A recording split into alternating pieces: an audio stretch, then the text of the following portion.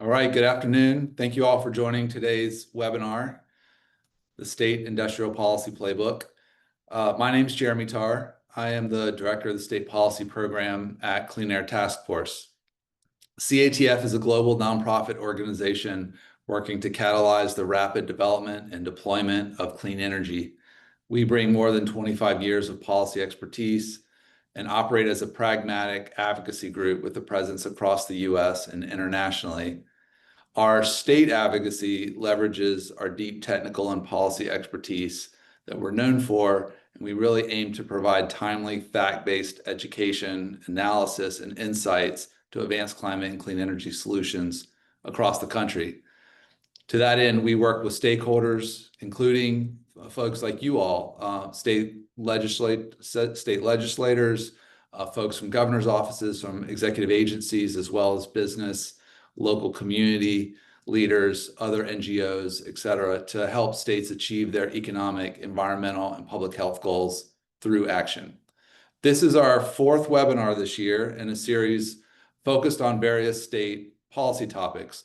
Our first three webinars starting in January covered clean electricity standards, meeting load growth with clean firm power, and then state low carbon fuel standards. Before we dive into today's important topic on industrial emissions, I have a few housekeeping items. One, this webinar is being recorded and will be posted on our website. Second, we'll email you a link to the video as well as slides in the next day or so. And then finally, we really welcome your questions, and we'll have a Q&A portion at the end of the webinar. If you'd like to ask a question, just submit it into our chat.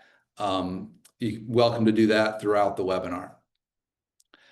Today, our CATF experts are going to guide us through a conversation about industry and state opportunities for reducing emissions from the industrial sector. Industry is a cornerstone of the U.S. economy. It's also a major contributor to air pollution, accounting for roughly 23% of total U.S. greenhouse gas emissions. State leadership in the industrial sector is more important than ever. We at CATF are working to support that leadership, which is a big part of why our team, with analytical contributions from Synapse Energy Economics, put together the State Low-Emission Industrial Policy Playbook. That's a report that will be released in the next few weeks. So today's webinar is really a bit of a sneak preview. It'll highlight contents of the playbook, including a menu of state policies, options to advance technologies and processes that reduce emissions, improve public health, secure high-quality jobs, and strengthen our U.S. global competitiveness. So today you're going to hear from Sam Bailey, who is our Industrial Decarbonization Manager, and Lindsay Cooper-Phillips, who's our Senior Gulf Coast Regional Policy Manager. In terms of agenda on the next slide, we're first going to cover key industrial subsectors, then technology pathways, next policy landscape and state tools, and then we have some conclusions. So with that, reminder to put your questions in the chat. Sam Bailey, over to you to start the discussion with key industrial subsectors. Thanks so much, Jeremy. Happy to be here. Sam Bailey, I'm the Industrial Decarbonization Manager at CATF. Today I'm going to highlight a little bit about the U.S. industrial sector and the scope of the sectors that we chose to cover in this report, and then I'll go into clean technology pathways to address some of those emissions. Next slide, please. So the U.S. has quite the industrial sector. There's a significant amount of jobs and associated payroll, close to $1 trillion in payroll, but at the same time, the U.S. is responsible for the U.S. industrial sector is responsible for a significant amount of harmful air pollutants that you can see in the table on the right-hand side of the screen, and nearly a quarter of the national greenhouse gas emissions. This total greenhouse gas emissions, 1.46 gigatons, of direct GHG emissions is significant, and 75% of that is related to fossil fuel combustion, and the remaining 25% is related to industrial process emissions and other associated emissions. Pollution has remained high in the industrial sectors for a number of factors. This is due to technical complexity of industry, high uptime, so industry operates continuously and it's tough to implement new technologies or advancements, high temperature requirements for industrial processes, fossil feedstock dependence, and costs of switching to low emission technologies. For example, natural gas infrastructure is there, available, it's abundant and cheap, and it's business as usual for those industries to continue to use it. Industry is also clustered in regional economies, and it supports direct and indirect jobs. Skilled workforce is often shared between multiple facilities in a region, but due to co-location of these facilities and emissions, these communities bear the brunt of that burden. And while emissions have declined in other sectors like power generation and transportation due to targeted policies, there are still significant opportunities to develop policies at the state level to encourage industrial emission reduction, and my colleague Lindsay will be covering these today. Next slide, please. So I'm going to talk a little bit about the sectors of focus for our report, and these are based on what's called the North American Industry Classification System.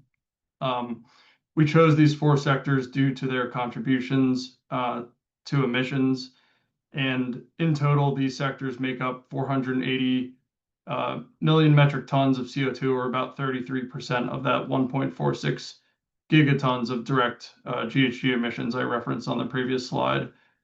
These emissions are released across 850 high-emitting facilities. These 4 sectors, petroleum refining, chemicals, cement, and iron and steel, are foundational to the U.S. economy, and they employ 340,000 workers. The figure on the previous slide of 12 million workers just goes to show that outside of these industries, there's many more manufacturing sectors, and these industries produce essential inputs to a wide variety of different downstream facilities and sectors. For the purposes of this study, what we mean by high emitting facilities, this includes facilities that emit greater than 25 million metric tons per year. So the first sector that we covered is refineries. Refineries convert crude oil into essential fuels for transportation and commerce, as well as chemical feedstocks, but they rely on high energy intensive, high temperature processes. The second sector that we looked at is the chemical sector. The U.S. is the world's second largest chemicals producer, with $517 billion of products produced annually at over 10,000 chemical facilities, 509 of which we consider for the purposes of this analysis. Major chemical products include petrochemicals, industrial gases like hydrogen, fertilizers including ammonia and urea, chlor-alkali chemicals, and ethanol. The third sector is the cement sector. Cement is vital for construction and infrastructure, but emits large amounts of CO2 from fossil fuel combustion and limestone calcination. About 2/3 of these emissions are from the decomposition of limestone, and the rest is from combustion generally. And the final sector we looked at is the iron and steel sector. Iron and steel produces essential materials fundamental to construction, infrastructure, transportation, and manufacturing. And generally, U.S. steel production is produced through 2 main methods.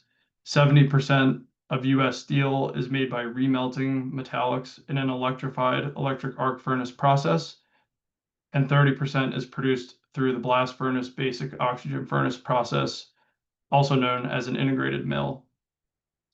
There is a challenge to reduce emissions across these sectors, and this challenge results from the inherent complexity of modernizing industrial operations which, like I said, rely on high temperature heat.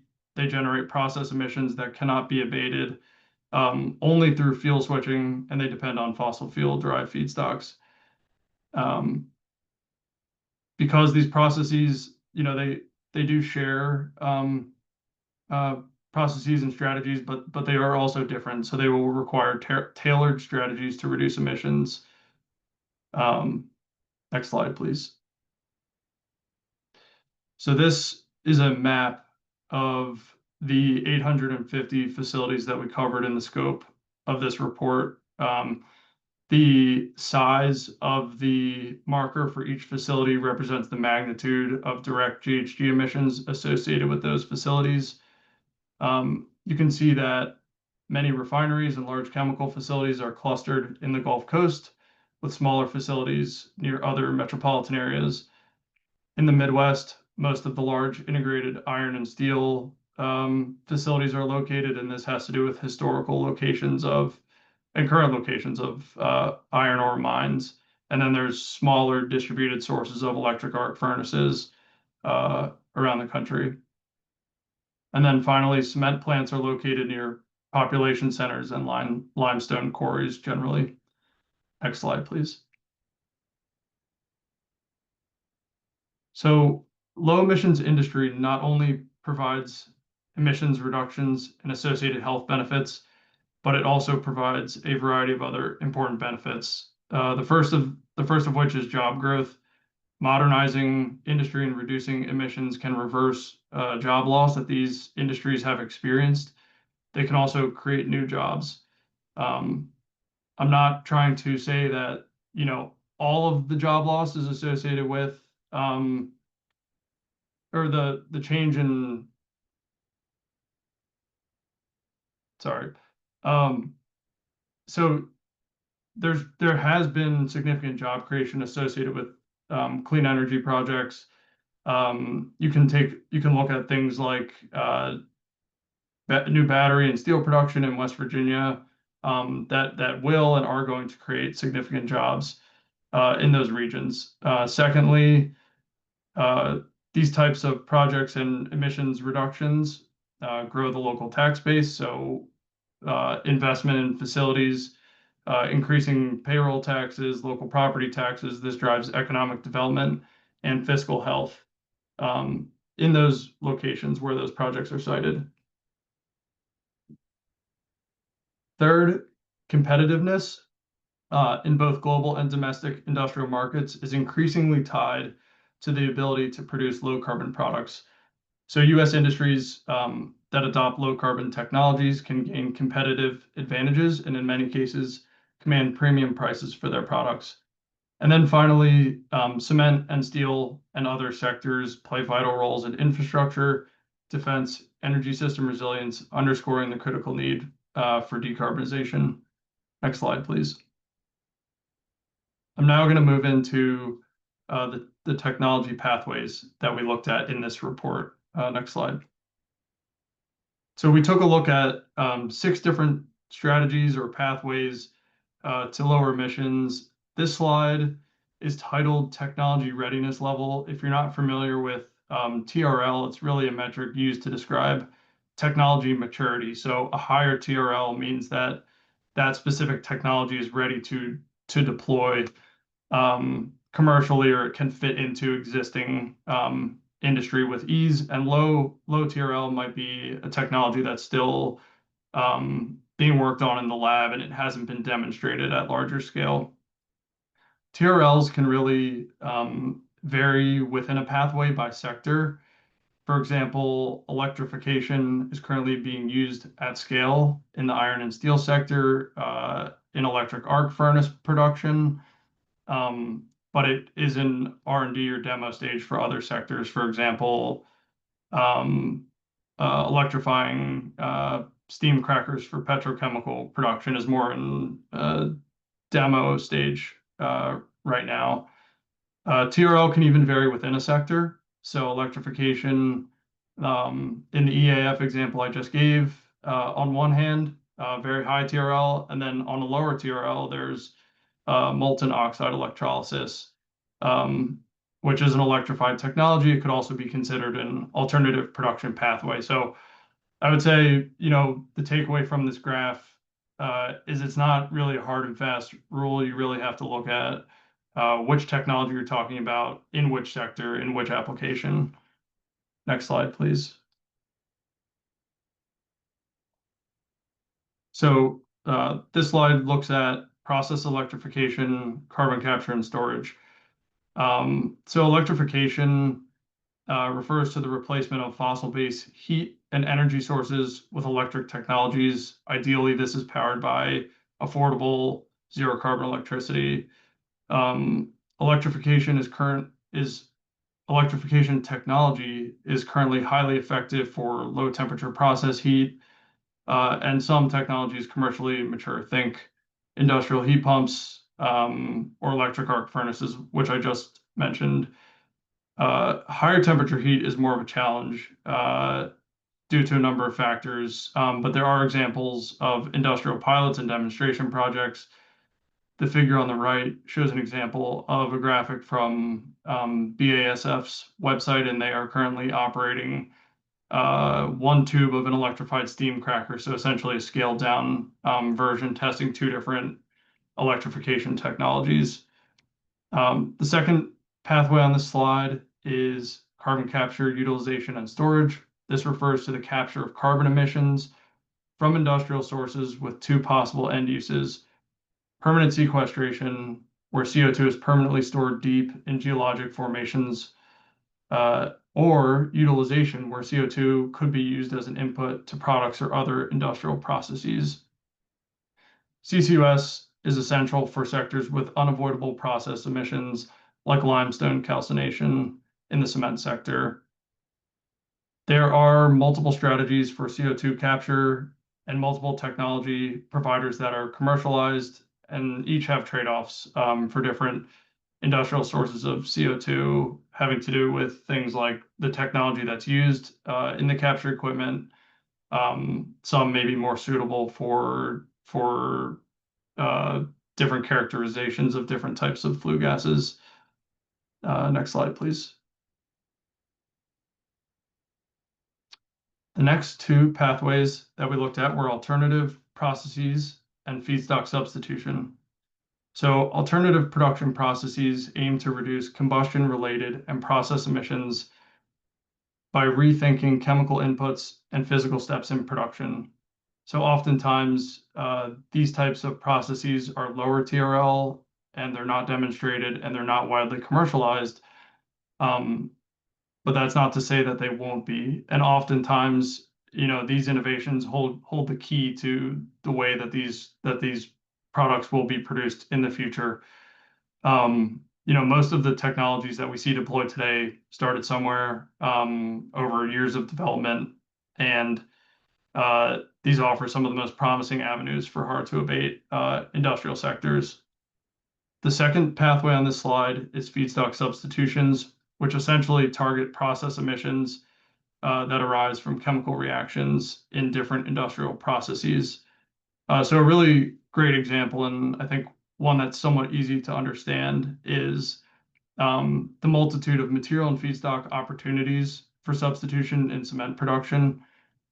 The figure on the right shows different substitute materials that can be used in cement manufacturing. What they do is they replace clinker in that cement blend as a lower emission alternative. And so you have to produce, if you were to blend, let's say like limestone into the cement, you would need less clinker in your blend, and therefore, emit less as you produce that.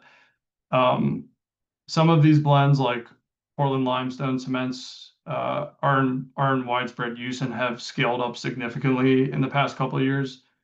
So these types of solutions are often economic, but they're currently limited in use. Next slide, please. And this is the final slide on technologies that we looked at. The first is alternative fuels. Alternative fuels generally replace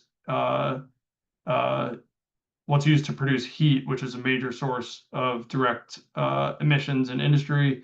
So really the potential of these depends on their life cycle emissions, local availability, and compatibility to generate heat or perform a reaction in that process.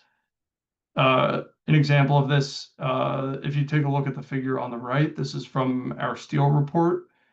What we did was we took a look at the costs of different reductant fuels for direct reduction of iron in terms of dollars per ton of iron produced. So business as usual, which is the bar all the way to the left, for natural gas costs about $36 per ton. If you wanted to switch that same process to hydrogen, that hydrogen would cost over $130 per ton of iron, and over $200 per ton of iron for green hydrogen. And then finally, energy and materials efficiency. This encompasses a range of strategies that are often economic right now. It involves upgrading equipment, optimizing processes and controls, increasing materials recycling, and these honestly are highly implemented now and can lead to emissions reductions up to 20% in many facilities. Next slide, please. So that was everything that I had to cover, but I did want to mention that in the last year, CATF has published industrial analyses on a variety of topics. We looked at 3 of the sectors that I talked about today: refining, steel, and cement. And then we also published a paper on if you were to install carbon capture on a cement and refinery, what would that do in terms of air pollutant reduction? And that's all I have. Over to you, Lindsay. Thank you. Thanks, Sam, and good afternoon, everyone. I'll start with a brief overview of the federal and state policy landscape and then discuss the state policy toolkit that will be detailed further in our upcoming report. I'll then wrap up with a few conclusions. So if you can go to the next slide, I'll start with the federal policy context, which is critical to understand how we see and leverage state policy. As many of you know, over the past few years, federal laws have changed a lot of the clean energy landscape. Most recently, the Infrastructure Investment and Jobs Act, which is the IIJA, and the Inflation Reduction Act, the IRA, have spurred clean energy development in the US at unprecedented rates. And we've seen $321 billion of investment just from private capital that's already been spent on projects constructed through IRA programs. So this number is not comprehensive of all investments made from these laws, but it does indicate there's a lot of material already on the ground from these investments, just from August of 2022 to March of 2025. And these acts, in particular the IIJA and the IRA, have utilized a variety of financing mechanisms that can create investment in a range of technologies.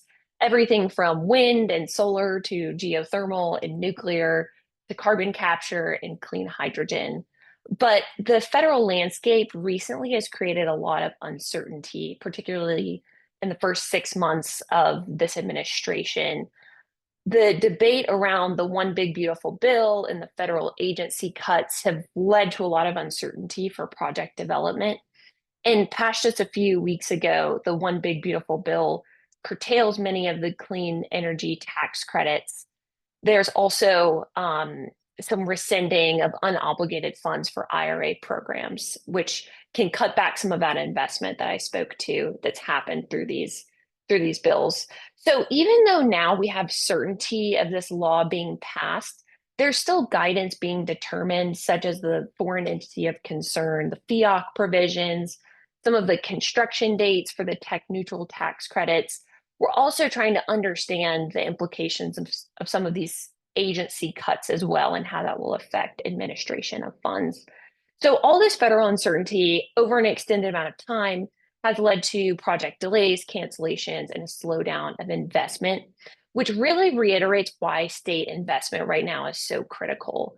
Federal and state coordination still remains very essential to ensure that our progress on clean energy does not slow down, and states can step in and step up where this uncertainty might be. Next slide.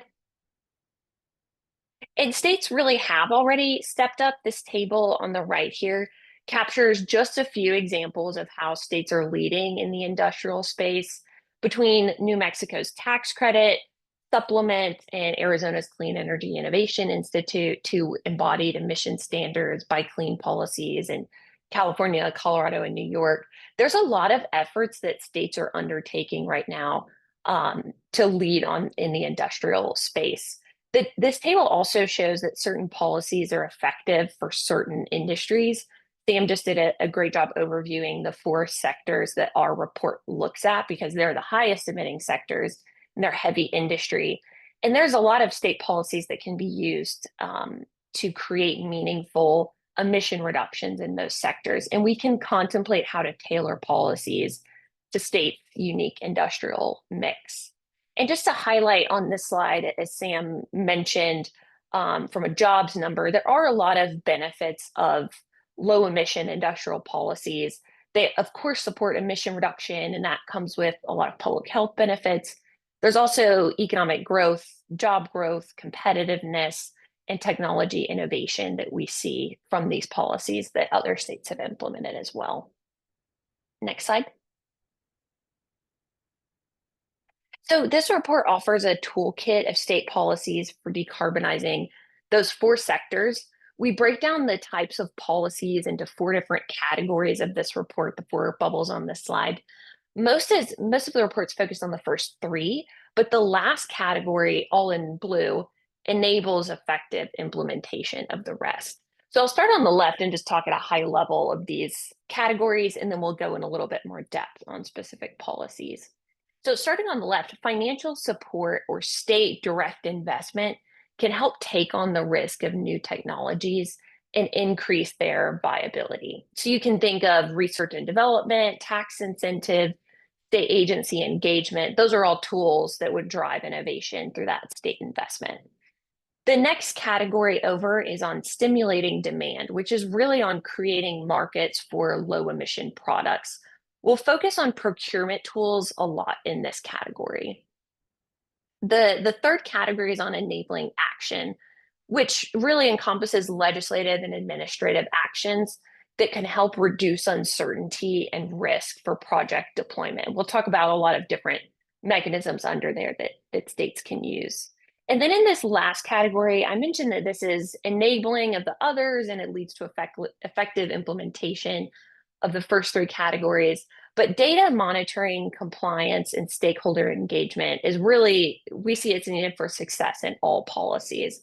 Reliable data can enable transparent monitoring and accountability.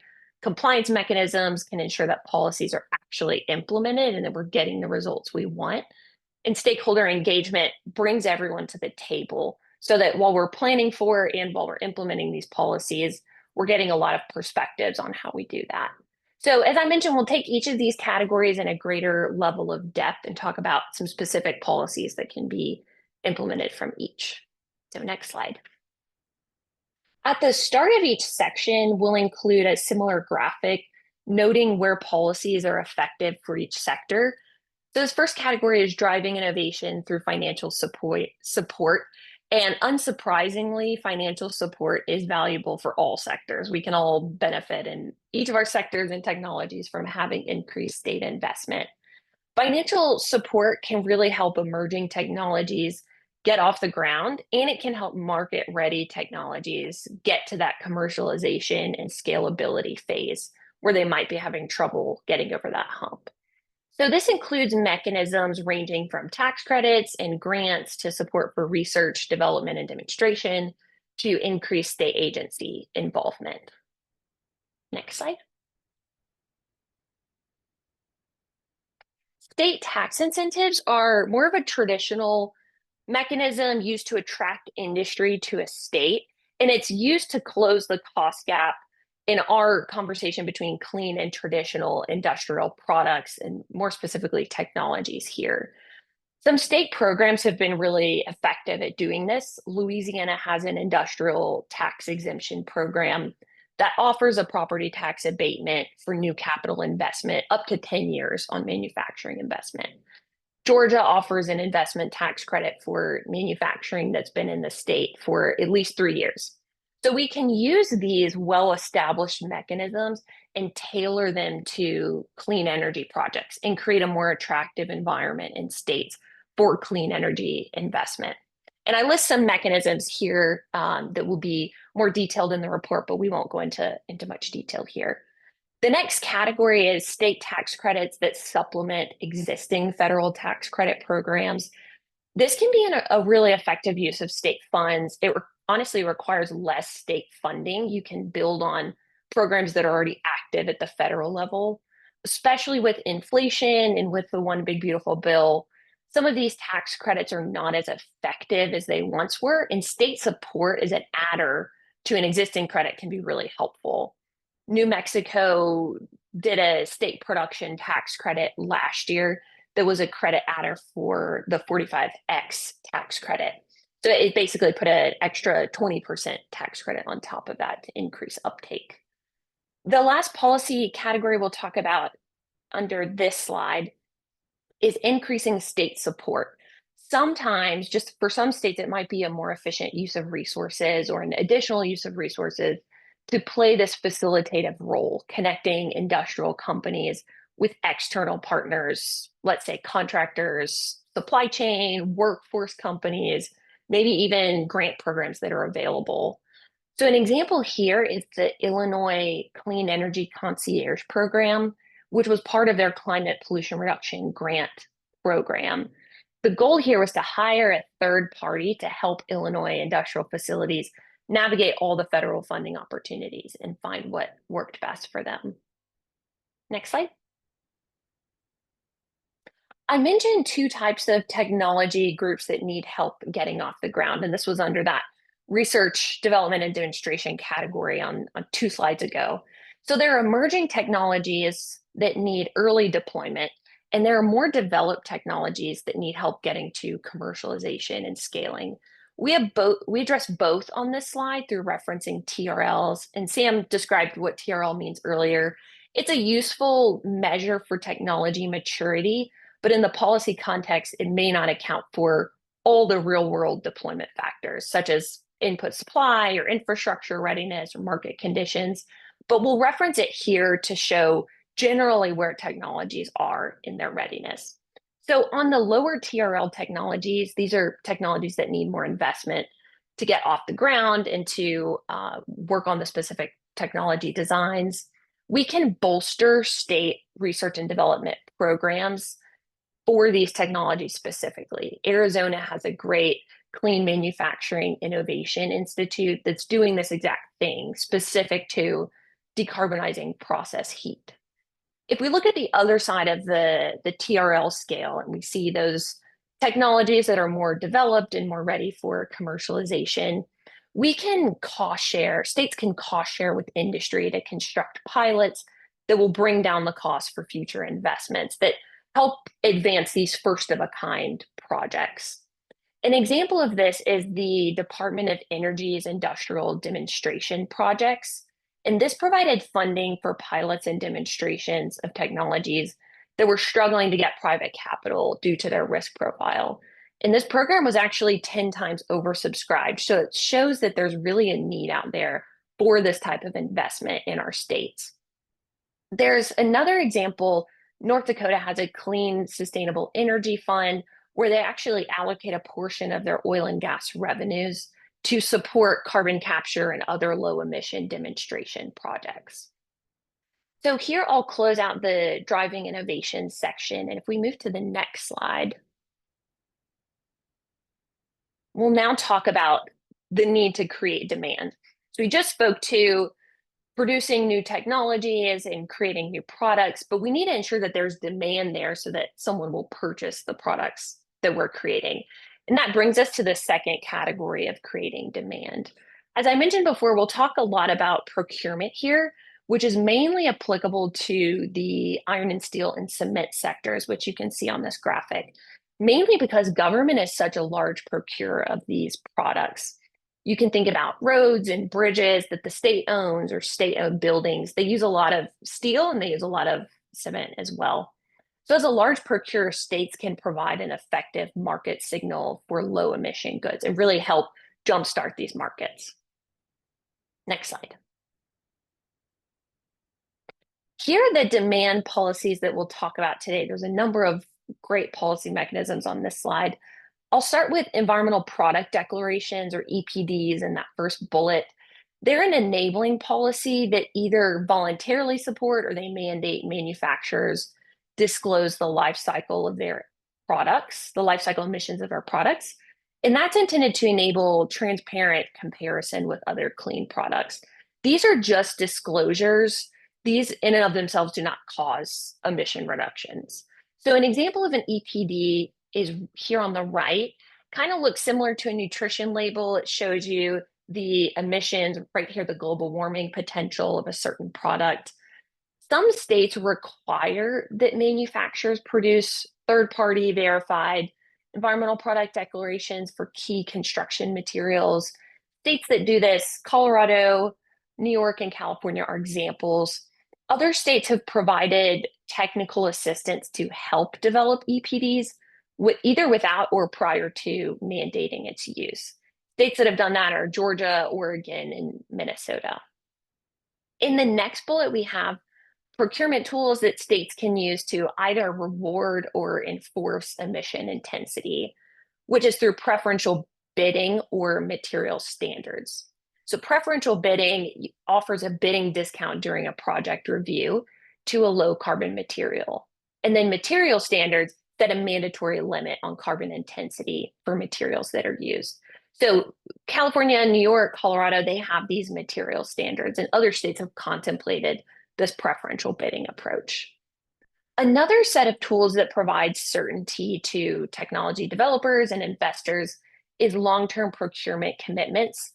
This includes advanced market commitments, clean buyers groups, multi-state procurement.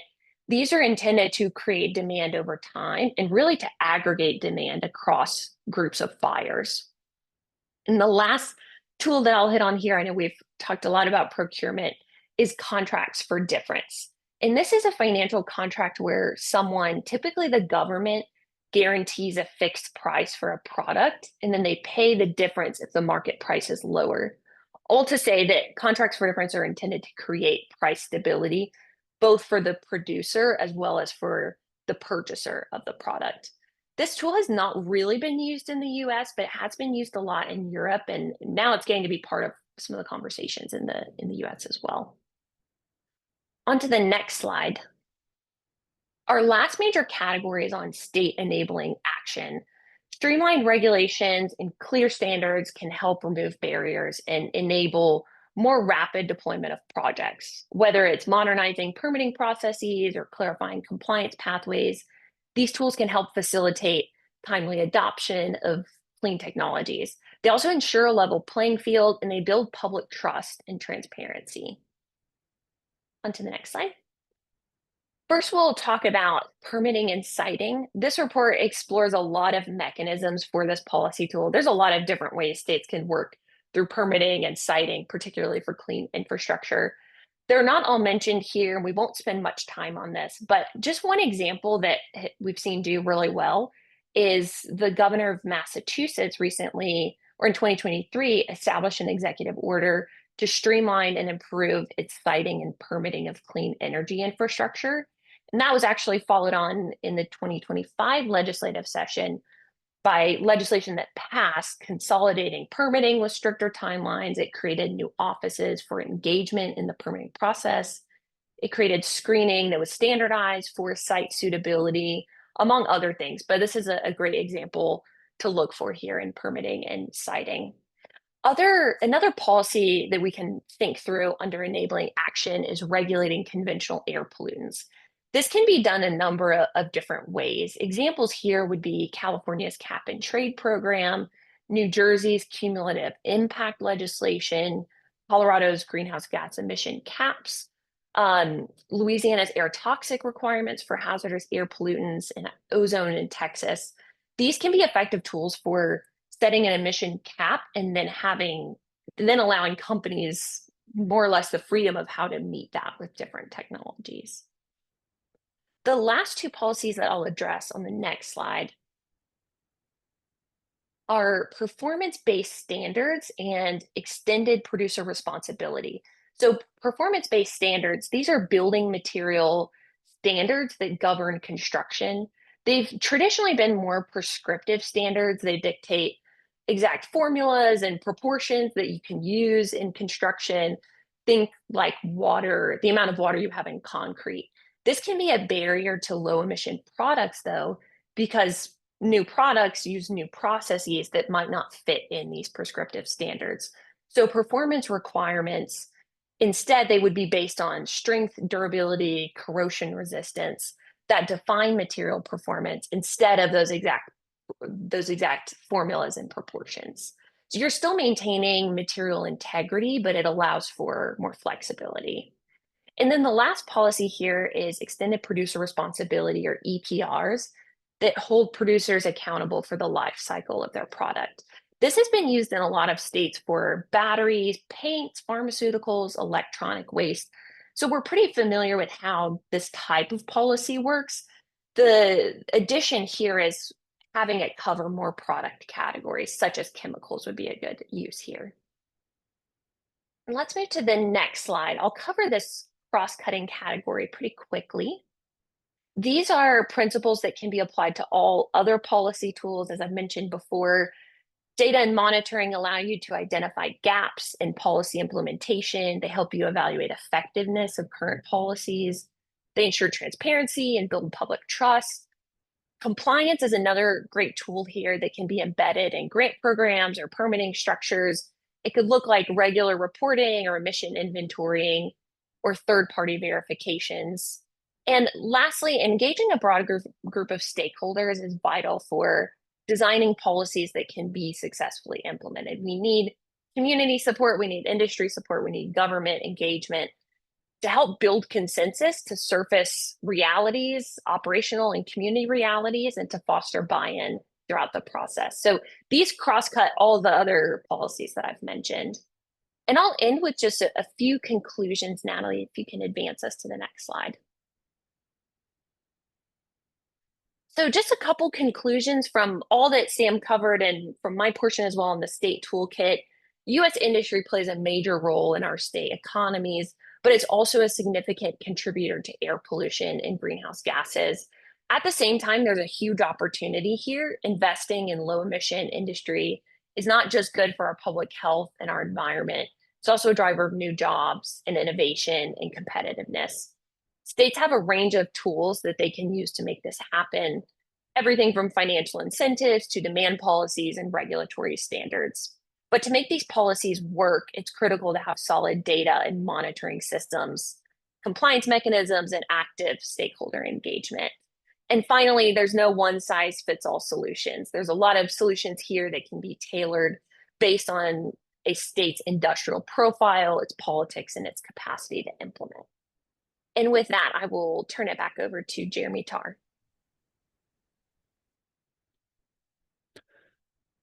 Thank you, Lindsay and Sam. Let's go to the Q&A section. We have a couple questions coming in the chat. Again, if you have a question, just go ahead and type it in the chat, and then we'll see it on our end and voice it. All right, so Sam, the first one I think is for you. You mentioned 6 different technology pathways to reducing emissions. Are there certain ones that you recommend states prioritize? Do they need to do them kind of all at once? How should states be thinking about the different pathways that you covered? Yeah, thank you for that question. It's definitely not an easy answer, and the way that I think I would approach that is to really take a look at which industries are present in your state and which pathways might apply to those industries. So it's not really a one size fits all, and I think based on the map that we showed where industry is clustered in different places. Clearly, there's going to be different strategies that are taken in Minnesota, for example, compared to Texas or Louisiana, which might have more industry than another. I think that, depending on, which of the process which of the technology options, that might be pursued. Think about opportunities for shared infrastructure.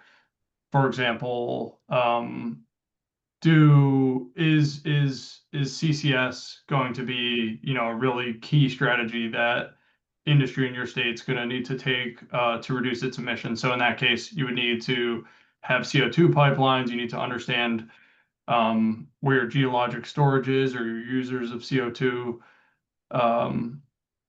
And so those types of things also apply to like electricity for electrification, being able to deliver and generate clean, firm power to those facilities.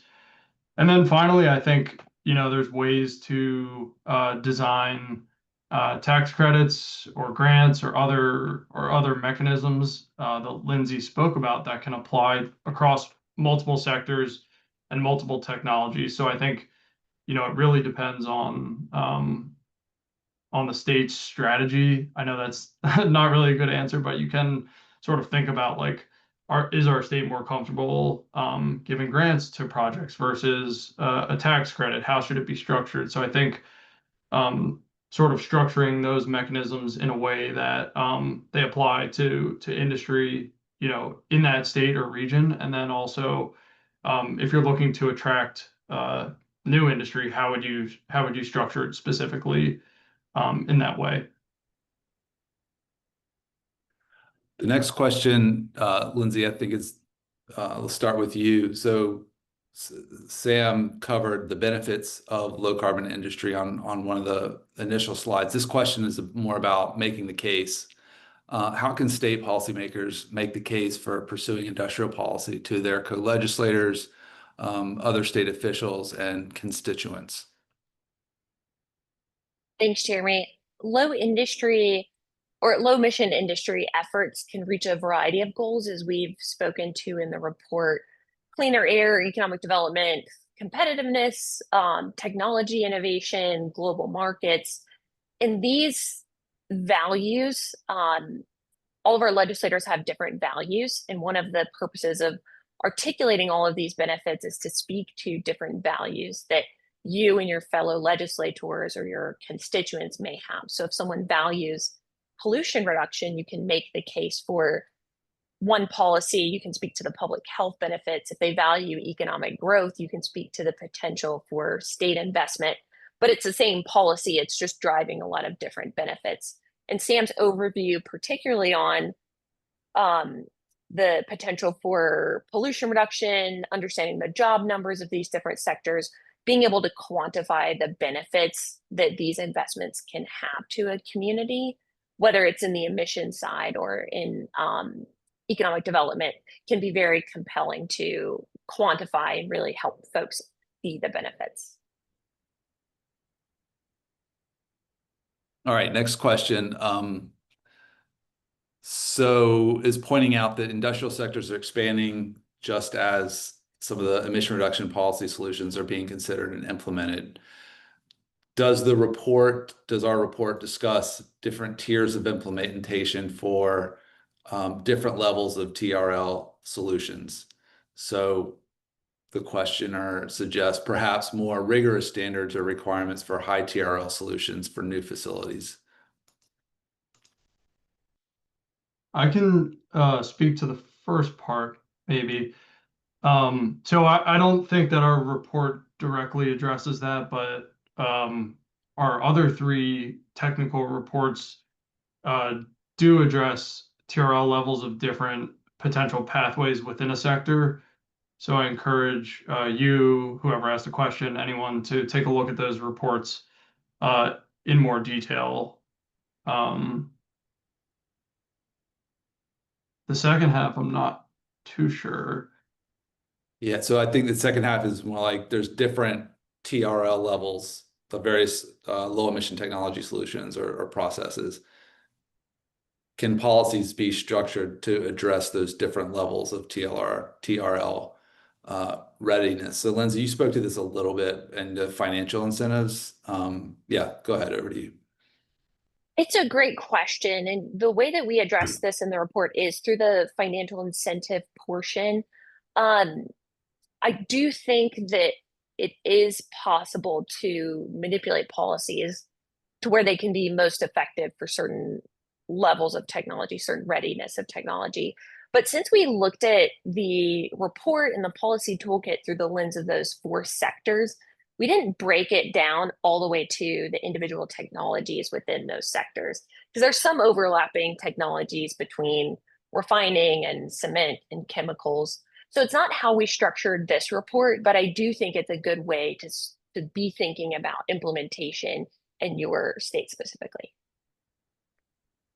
And maybe I'd just add one thing to the end here and say, I think it's fascinating to sort of propose like requirements for high TRL technologies that are available. You're required to put them into a new facility.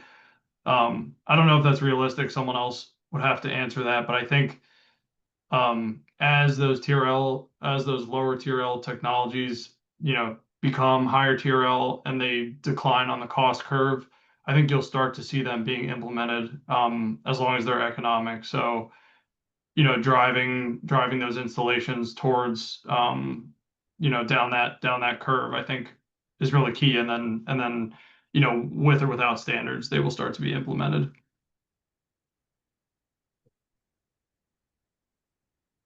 The next question here, what strategies do you recommend for states that are struggling to engage industry in discussions about ways to reduce air pollution and emissions? The word strategies here, it's not clear, but I think there could be maybe two ideas. One is, what strategies do you recommend to help with engagement with industries in terms of like what strategies for inducing engagement and promoting engagement with industry? And maybe a second kind of meaning of the word would be, are there different strategies like in the menu of policy strategies in the report that might be kind of good to start with in talking with industry? Lindsay, let's start with you, because I know this is something you do a lot in your work in Louisiana and Texas, is talk with industry about low emission kind of solutions and things that industry can do in the state. And then Sam, chime in if you want to add anything. Yeah, thank you for the question. Similar, I have two thoughts. The first is similar to the lines of how I answered the question about helping your co-legislators or your fellow constituents be aligned with or see value in emission reduction and reducing air pollution. Being able to communicate the multifaceted values that come from these types of investment, I do think it's really critical in this scenario. And Clean Air Task Force has worked on a number of different analyses just on how the markets are changing and the global markets are changing. And I'm finding it to be a message that resonates with industry, that we see the demand, we see your consumers changing, and what they're asking for is different than it once was. They're asking for lower carbon products, whereas they haven't always been doing that.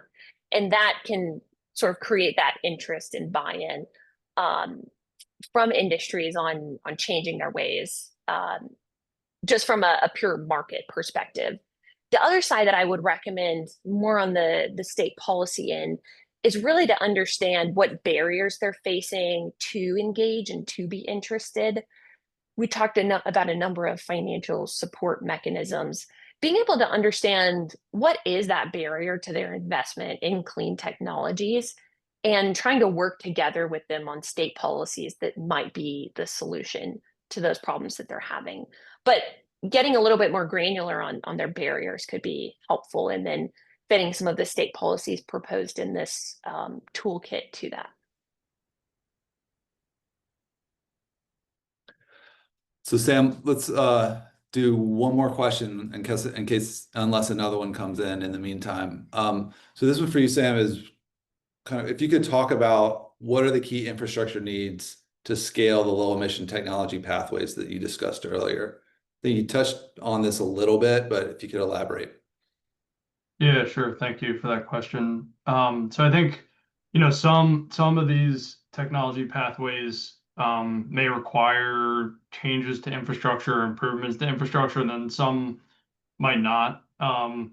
For example, process electrification is a good one. So you can convert a boiler to an electrified boiler, but you need to be able to deliver that clean electricity to power that new equipment. And so if your substation needs upgrades, then that can sort of cascade down and require things outside of the boundaries of your facility that would need to be upgraded to be able to deliver that clean power. You also have to make sure that clean power is available, or else you may be just shifting emissions from your site to a coal or natural gas generation facility outside of your boundaries. On the CCS side, you can capture the CO2 on site, but you need to be able to deliver it to storage or deliver it to a user.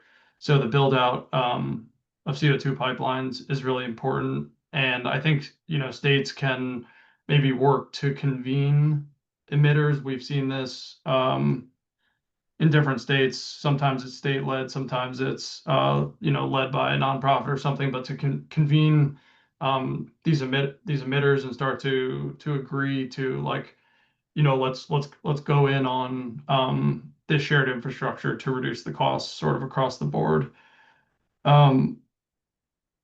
And then I'll say something about alternative fuels. I think you could make the argument that we need hydrogen infrastructure to deliver hydrogen to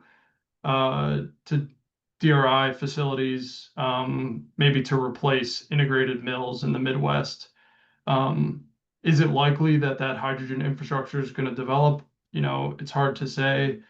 I think there's advantages to producing hydrogen on site if it's realistic. If you're producing blue hydrogen, is the geologic storage infrastructure available to do that? Is the water infrastructure available? And again, in terms of producing green hydrogen for that similar process, can you deliver the great quantities of electricity to that facility to be able to produce the massive amounts of clean hydrogen that you would need for a DRI facility? So, there's sort of a lot of unknowns, but I think those are probably the three main ones that would require key infrastructure. A lot of the other processes, like energy efficiency, I don't know that there's a lot of infrastructure. You're really reducing your reliance on electricity through efficiency. Same with recycling. Maybe you need the ability to recycle, so you're building new recycling facilities. But I hope that answered the question. Yeah.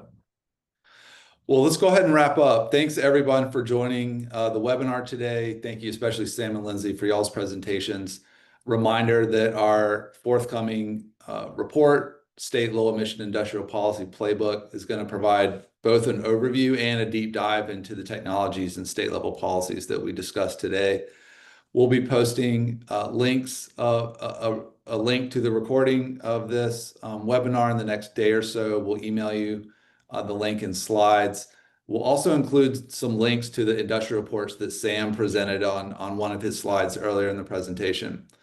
In the meantime or afterwards, if you have any questions, obviously reach out to any of the three of us. And finally, keep an eye out for details of our next webinar, which is going to be in September. We're going to focus on state fusion policy. Thanks for joining us today. We'll see you next time.